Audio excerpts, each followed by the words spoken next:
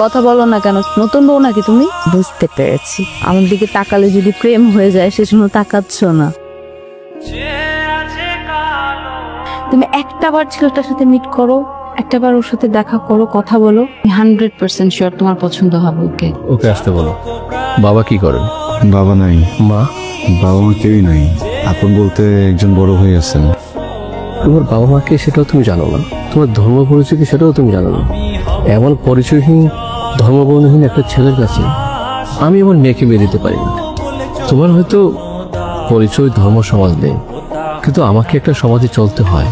আশা করি তুমি বুঝতে পারছো। বাবা তুমি কি বলছো? কথা বলতেছি। তোকে পাত্রপক্ষ দেখতে আসতেছে।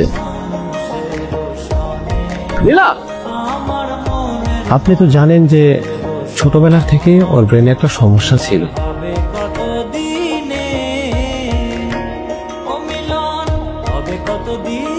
বাবা, আমি তোমার প্রতি অনেক অন্যায় করছি, আমাকে মাফ করে দাও। আমার মেয়েটাকে তুমি বাঁচো বাবা। তুমি যে ওখানে পড়ছো, বাবা তো ভয়ে আমার কি বলে জানো, আমারে বলে যে মাফ চাই। বাবা গেট লাগাইতে এসছি, সে আসেনি। তুমি এমন অভিনয় কেমন করলে আমার বলো তো? কে?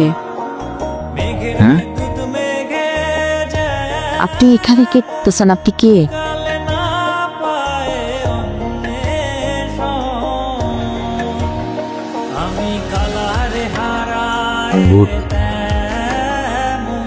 ওই যে আমার নাম রাতুল, তোমার নাম নীলা।